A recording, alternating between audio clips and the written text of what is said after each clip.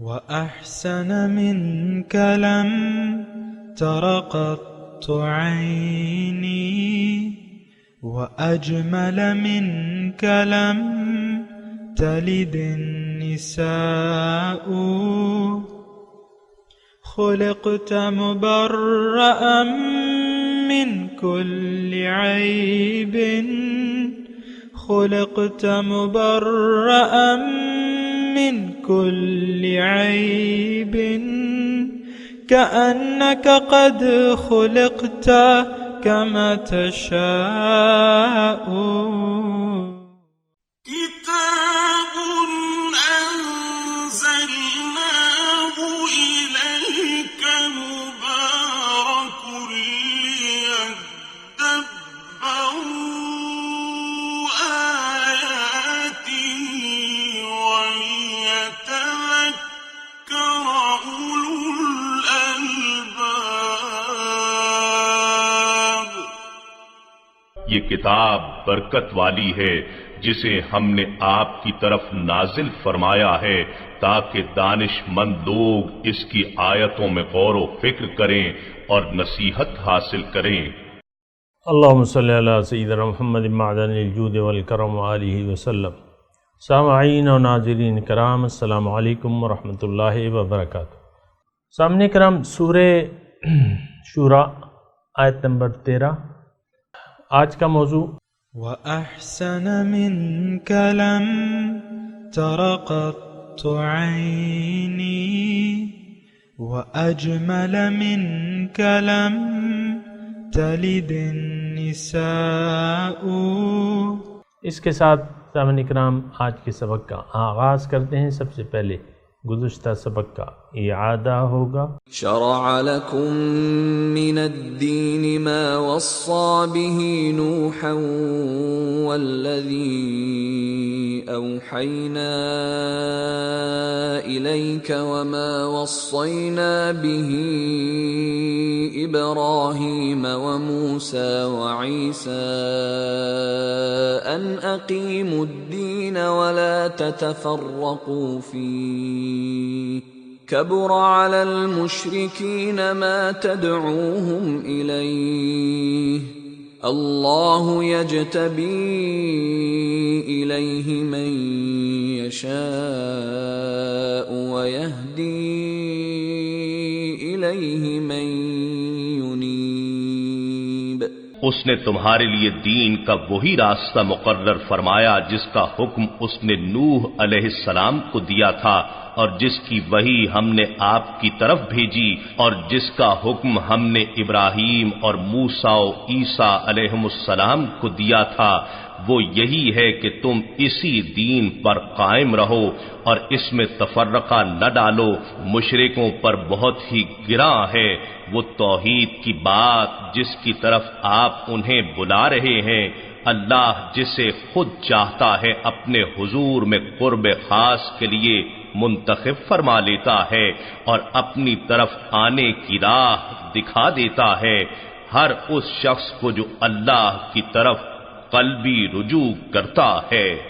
سامعین کرام، سورہ شورى آیت نمبر 13، لفظی ترجمہ شرع لکم من الدین ما وصى به نوحا۔ اللہ تعالیٰ فرما رہے کہ اللہ نے تمہارے لیے وہ دین مقرر کر دیا ہے عمل کے لیے جس کی وصیت اس نے کی تھی نوح کو اور والذی اوحینا الیک، اور جو ہم نے آپ کو وحی کی ہے، وما وصینا بہ ابراہیم و موسیٰ و عیسیٰ، اور جس کی ہم نے تاکید کی تھی ابراہیم و موسیٰ و عیسیٰ علیہم السلام کو، ان اقیم الدین، حکم کیا تھا کہ دین کو قائم کرو، ولا تتفرقوا فی، اس میں تفرقہ نہ کرو، کبر علی المشرکین، بہت بھاری ہے مشرکین پر وہ دعوت جس کی طرف آپ اس کو بلا رہے ہیں، ان کو بلا رہے ہیں۔ اللہ یجتبی الیہ من یشاء، اللہ تعالیٰ چن لیتا ہے اپنی طرف جسے چاہتا ہے، ویہدی الیہ من ینیب، اور ہدایت دیتا ہے اپنی طرف آنے کی جو اس کی طرف رجوع کر لے۔ سامعین کرام، اللہ تعالیٰ کے فضل اور اس کی توفیق سے سورہ شورى کی آیت نمبر 13 پر کو سمجھنے کی ہم کوشش کر رہے ہیں۔ گزشتہ جو سبق تھا اس میں میں نے تمہیدی مضامین کو شروع کیا تھا، اس میں بہت سے مباحث ہیں، وہ میں نے آپ کو گزشتہ سبق میں بتائے تھے۔ اگر کوئی یعنی درس نئے سے گزشتہ درس کا اس نے مطالعہ نہیں کیا ہے تو دونوں اسباق کو ملا کے پڑھے، پہلے وہ پڑھ لے پھر یہ سن لے۔ بہرحال میں نے آپ کو یہ کہا تھا گزشتہ سبق میں کہ اس آیت کے مباحث میں ایک تو یہ ہے کہ انسان کی حقیقت کیا ہے، اور پھر یہ ہے کہ انسان کا مقصد حیات کیا ہے، پھر یہ ہے کہ اس منزل تک پہنچنے کا طریقہ اللہ تعالیٰ نے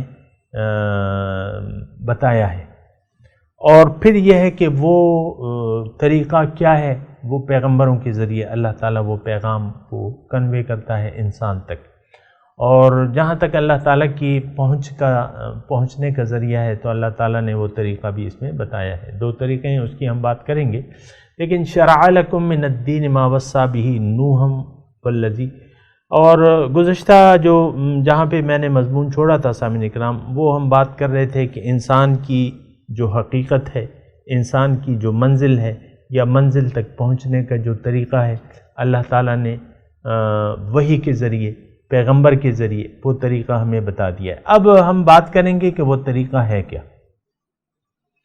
انسان کی حقیقت پہ میں نے تھوڑی سی بات کی تھی، زیادہ بات نہیں کرتا۔ بہرحال انسان جو ہے وہ نہیں ہے جو نظر آ رہا ہے، وہ ہے انسان کی حقیقت، وہ ہے جو کہ نظر نہیں آ رہی، اور یعنی کہ یہ ایک روح ہے، ربانی روح ہے۔ اس کی حقیقت کا، اصل حقیقت کا تو پتہ ہمیں چلے گا روز قیامت، جب کہ پردے ہٹ جائیں گے۔ ابھی تو پردہ ہے، لیکن ایک یہ ہے کہ یہ روح جو ہے یہ ربانی روح ہے، اللہ کی پھونکی ہوئی روح ہے۔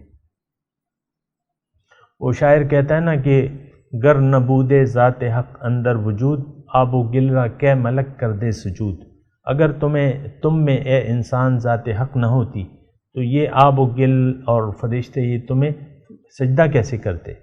یعنی اور وہ قرآن کی ایک آیت سے سامعین کرام بالکل واضح ہے، اور میں ضروری سمجھتا ہوں کہ وہ آپ کو بتا دوں، جس میں ہماری حقیقت کا تذکرہ کیا گیا ہے۔ اور میں نے آپ کو بتایا ہے کہ انسان کی حقیقت ظاہر نہیں بلکہ باطن ہے، وہ روح ربانی ہے۔ جب آدم کی تخلیق ہو رہی تھی اور فرشتوں کو حقیقت بتا دی گئی، مقصد اللہ تعالیٰ نے فرما دیا کہ انی جاعل فی الارض خلیفہ، تو پھر اللہ تعالیٰ نے فرشتوں کو حکم سجدہ دیا۔ اس کا تذکرہ قرآن میں ہے کہ فَإِذَا سَوَّيْتُهُ وَنَفَخْتُ فِيهِ مِن رُوحِي فَقَعُوا لَهُ سَاجِدِينَ، کہ دیکھو فرشتوں، جب میں انسان کا ظاہر قالب برابر کر لوں، فَإِذَا سَوَّيْتُهُ، جب اس کو بنا لوں ظاہری طور پہ، تب تم نے اس کو سجدہ نہیں کرنا، تاکہ میں اس میں اپنی روح نہ پھونکوں۔ وَنَفَخْتُ فِيهِ مِن رُوحِي فَقَعُوا لَهُ سَاجِدِينَ، تب تم نے اس کو سجدہ کرنا ہے۔ بہرحال اس کے ذریعے میں نے آپ کو بتایا کہ اصل جو ہے اس کا ظاہر نہیں بلکہ اس کا اصل جو ہے اس کا باطن ہے انسان کا۔ بہرحال اب بات کرتے ہیں اس آیت کے تناظر میں انسان کے مقصد حیات کے طریقے کی، یعنی مقصد حیات تک پہنچنے کے یا مقصد حیات میں کامیابی کی بات کرتے ہیں، اور یہ بہت ضروری بات ہے، اور جتنا میرے لیے یہ اہم ہے اتنا آپ کے لیے بھی یہ بات اہم ہے۔ ہر انسان کی، میں نے گزشتہ سبق میں یہ بات کی تھی کہ انسان کی منزل ظاہر نہیں بلکہ باطن ہے۔ وَأَنَّ إِلَىٰ رَبِّكَ الْمُنْتَهَىٰ، میں نے آپ کو یہ بھی بتایا تھا کہ اللہ ہماری منزل ہے، اور یہ بات قرآن میں لکھ دی گئی ہے کہ اے انسان تمہاری انتہا جو ہے وہ تمہارا رب ہے۔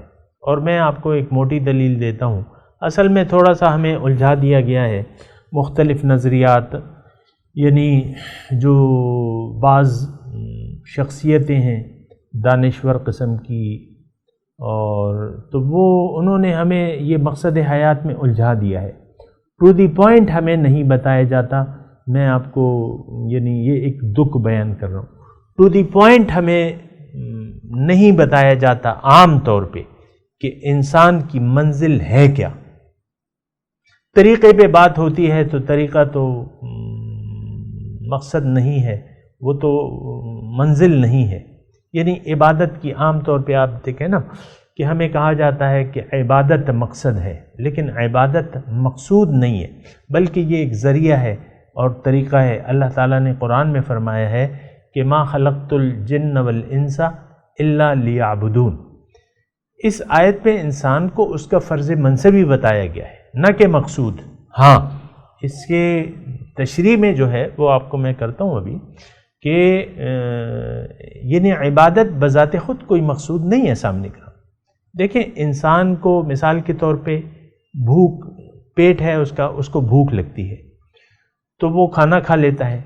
اب کھانا کھانا مقصود نہیں ہے، بلکہ یہ اس بھوک کو مٹانے کا ایک ذریعہ ہے۔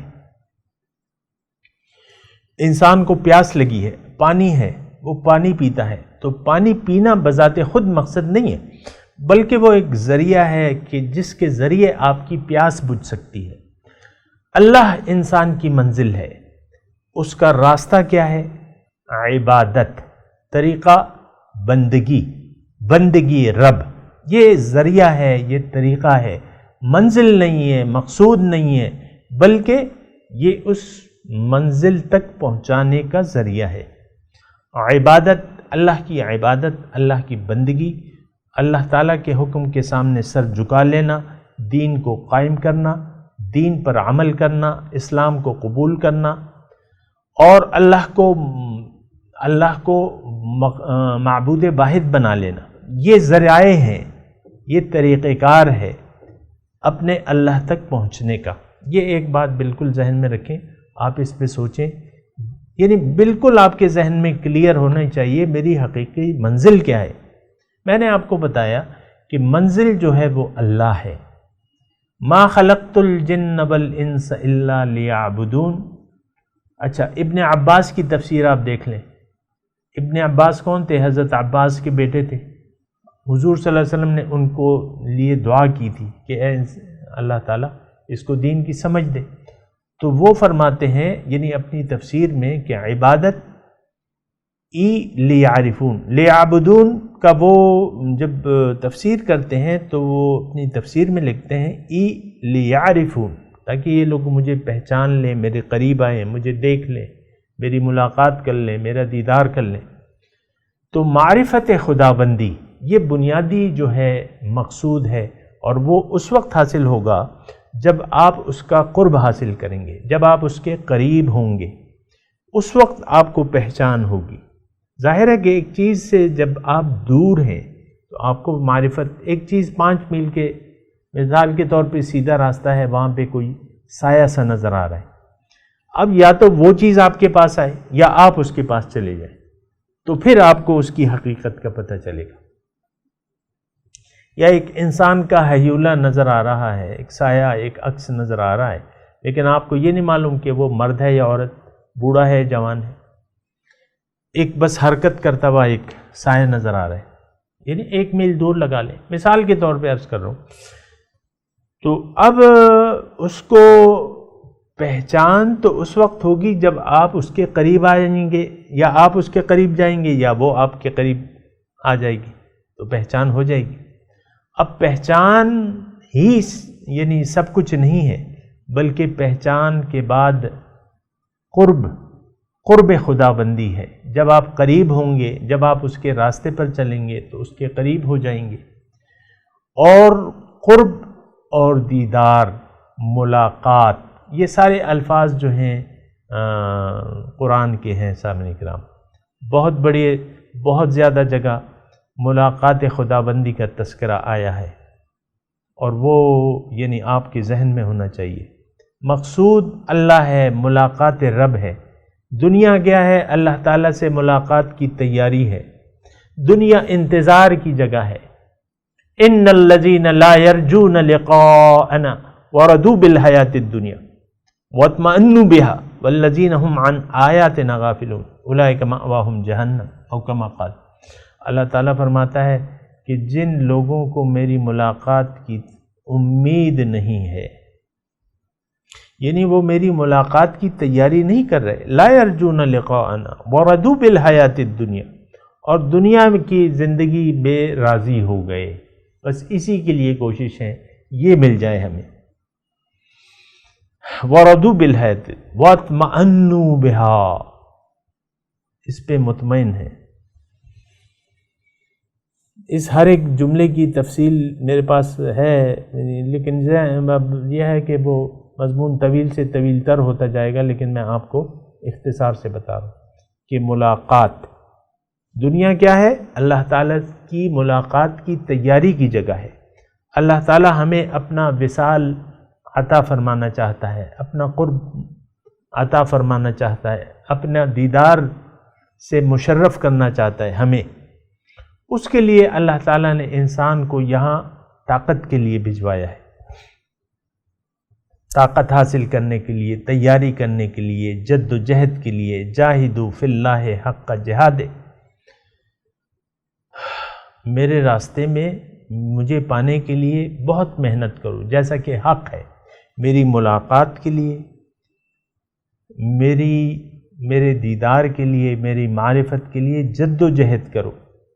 اور اگر جد و جہد کرو گے تو یا ایھا الانسان انک کادح الی ربک کدحا فملاقی، اے انسان تم خوب محنت کرتے ہو اپنے رب کی طرف، کادح الی خوب محنت کرتے ہو، کدحا فملاقی تو تم جان لو کہ تمہاری ملاقات اس سے ہو جائے گی۔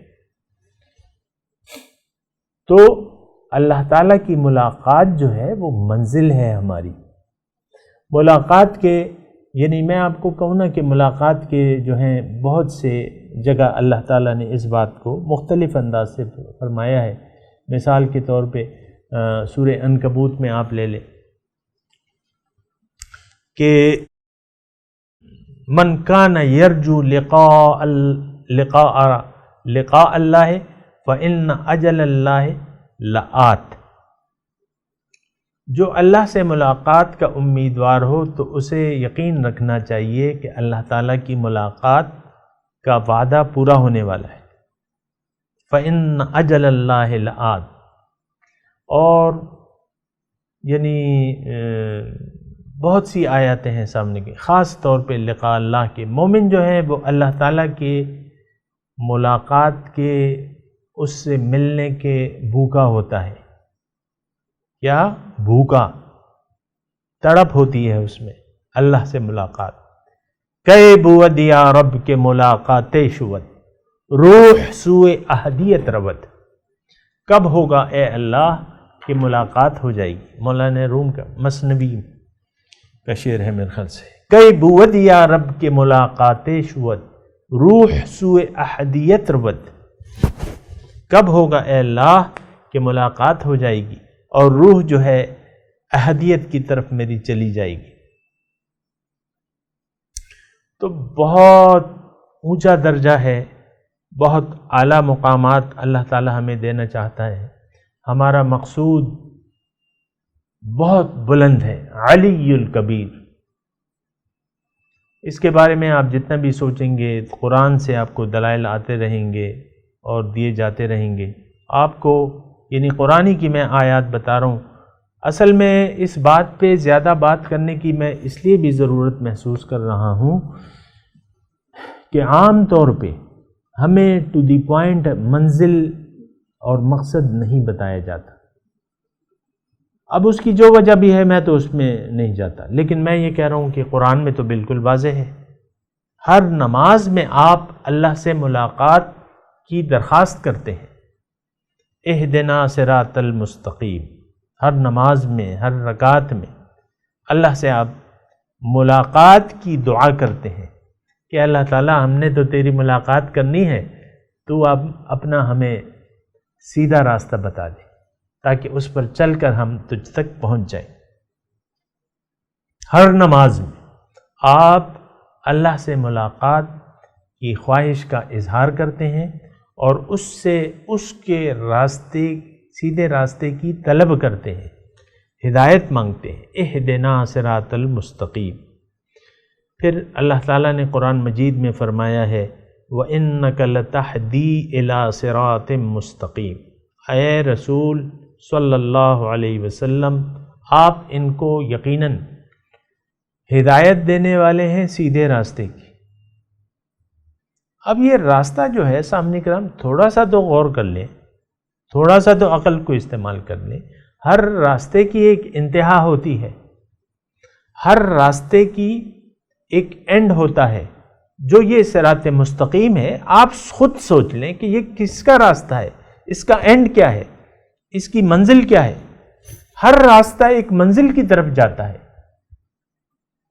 یعنی مجھے سمجھ میں نہیں آتی، نان سینس ہے کہ آپ راستے کی طلب کرتے ہیں، آپ کو اپنی منزل کا پتہ ہی نہیں ہے، بس وہ طوطوں کی طرح پڑھتے جاتے ہیں اہدنا صراط المستقیم اہدنا صراط المستقیم۔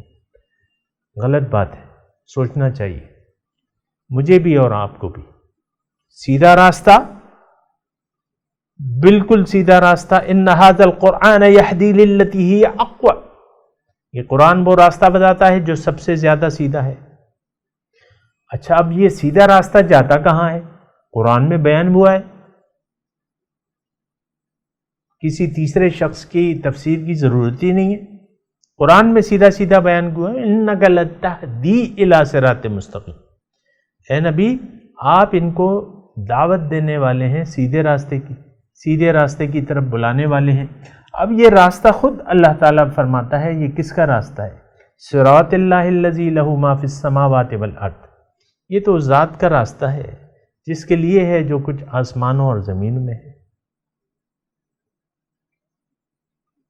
اللہ تعالیٰ نے بالکل کلیئر کر دیا ہے یہ تو اللہ کا راستہ ہے، سیدھے راستے پر چلے گا تو وہ اللہ تک پہنچے گا، اللہ کی ملاقات، اور پھر کیا ہوگا؟ اللہ کی ملاقات، دیدار، قرب، یہ حاصل ہوگا اسے۔ سیدھے راستے پر چلنے والے کو لازمی طور پر اللہ کا دیدار، اللہ کی ملاقات کے وہ اہل ہو جائے گا۔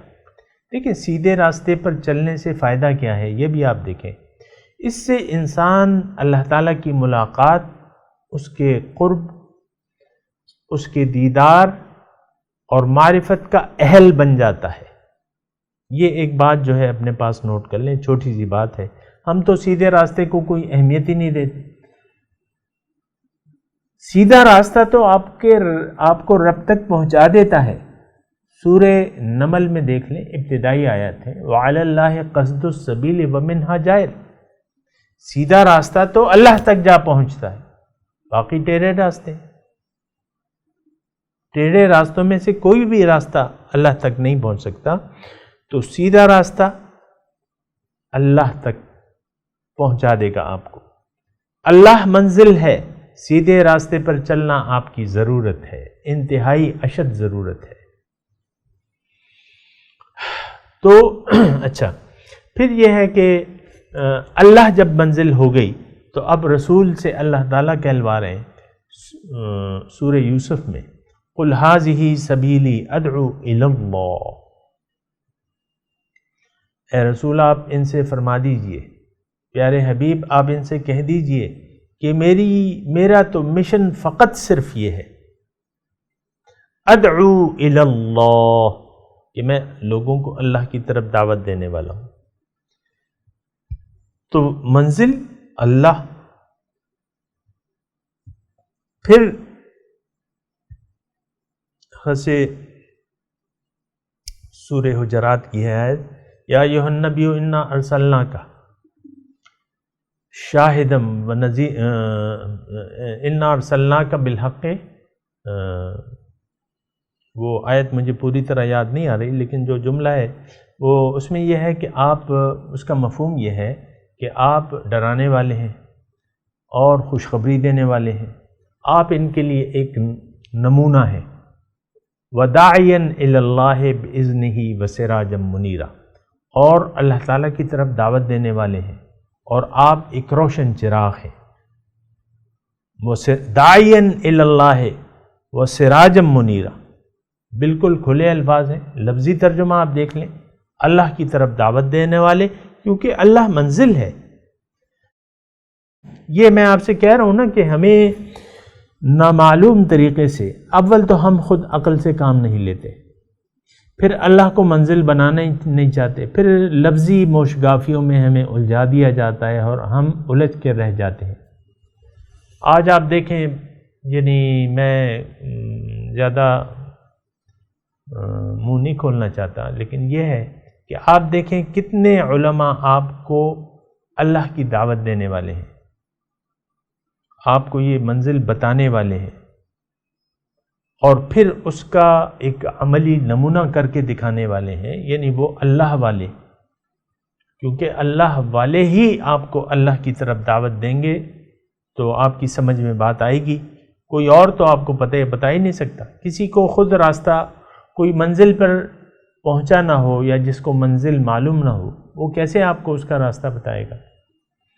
بہرحال یہ ساری باتیں ہیں۔ اچھا، اب میں آتا ہوں سامعین اکرام، یہ تھوڑا سا مضمون سن لیں کہ دیکھیں منزل اللہ ہے، ایک بات۔ اب میں یہ بات کہنا چاہتا ہوں، ہو سکتا ہے وہ تھوڑی ادھوری رہ جائے تو پھر اگلے درس میں کریں گے، لیکن میں آپ کو یہ بتانا چاہ رہا ہوں، جب اللہ منزل ہے، اللہ تعالیٰ نے جب انسان کو پیدا کیا ہے اپنے لیے کہ وہ سیدھے راستے پر چل کر اس تک پہنچ جائے، اب یہ طریقہ کار کیا ہے اس کا؟ اب میری جو اب گفتگو ہوگی وہ اس پوائنٹ پر ہوگی کہ اللہ تعالیٰ نے انسان کو اپنے مقصد میں کامیابی کا کیا طریقہ ہمیں بتایا ہے۔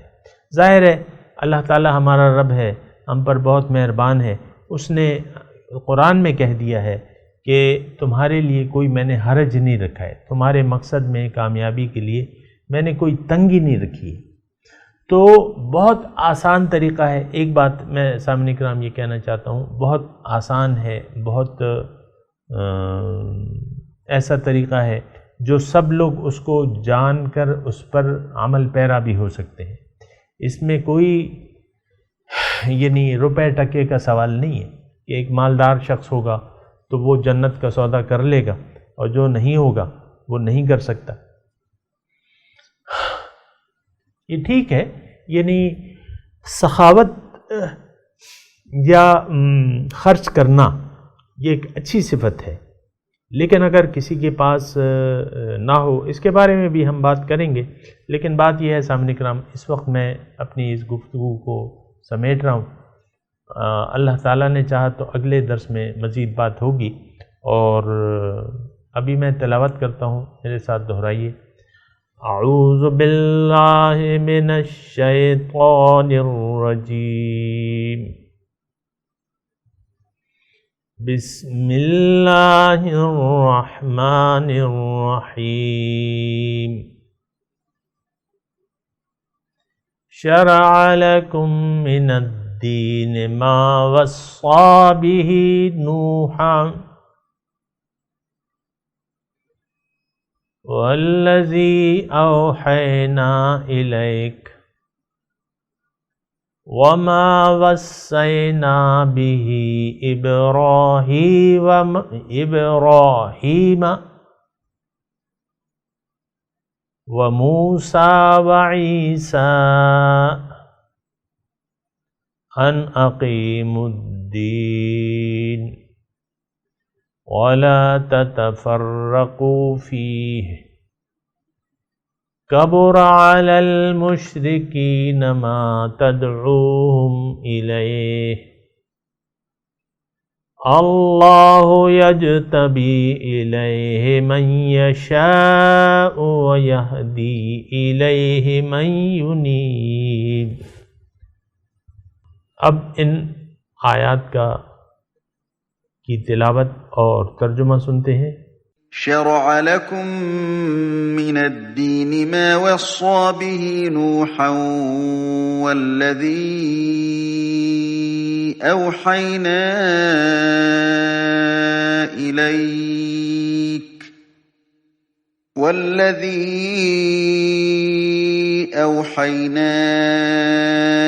إليك وما وصينا به إبراهيم وموسى وعيسى أن